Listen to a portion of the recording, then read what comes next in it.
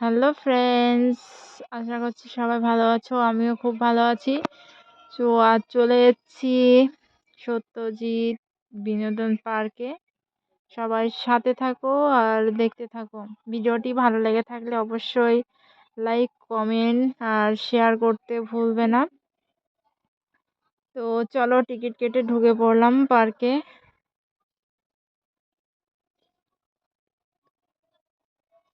পার্কে কি কি আছে সেগুলো দেখাবো। প্রথমে গেট থেকে এন্ট্রি নিয়ে নিলাম, তারপর ঢুকে পড়লাম। প্রথমেই দেখছি সত্যজিৎ নারায়ণের একটা মূর্তি আছে, তারপরে ডলফিন।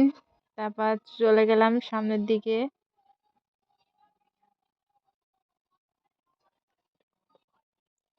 সাইডে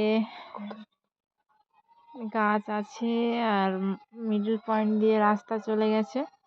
দেখা যাক, শুনেছি জায়গাটাকে অনেক বড় আছে। তো আজ অলরেডি অনেক লেট করে এসেছি, যার জন্য পুরোটা দেখাতে পারবো কিনা জানি না। তো সাথে থাকো।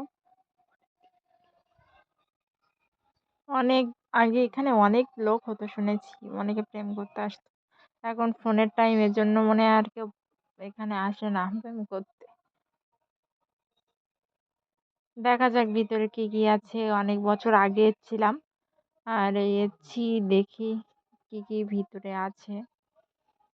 এখান থেকে লাস্ট 3 সাড়ে 3 বছর 4 বছর আগে এসেছিলাম একবার, আর এইবার এলাম।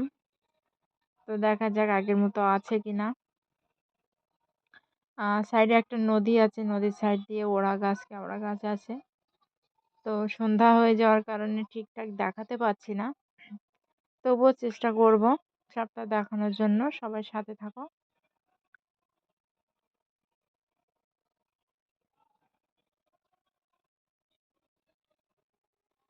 তো ফ্রেন্ডস, দেখা যাচ্ছে কিছু কিছু মানুষ।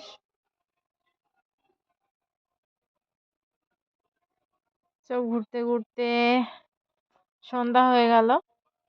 বাড়ি থেকে ফোন আসছে, বাড়ির দিকে রওনা হতে হবে। ভেবেছিলাম এসে অনেকগুলো ভিডিও বানাবো, ঘুরবো, খাবো, কিন্তু সেটা আর হলো না।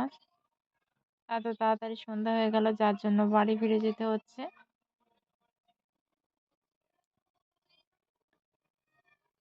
তো জায়গাটা কেমন লাগলো অবশ্যই কমেন্ট করে বলো।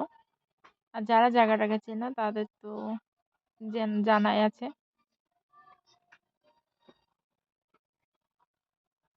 তো নদীটা দেখাতে পারলাম না, পাশের আর প্রাকৃতিক দৃশ্যগুলো দেখাতে পারলাম না। নেক্সট টাইম যখন আসবো অবশ্যই দেখাবো। আর সাথে থাকার জন্য অসংখ্য ধন্যবাদ।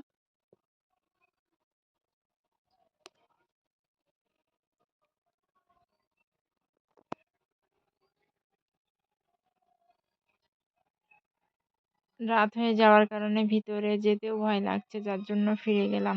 আজকের মতো টাটা, বাই বাই। দেখা হচ্ছে পরের ভিডিওতে।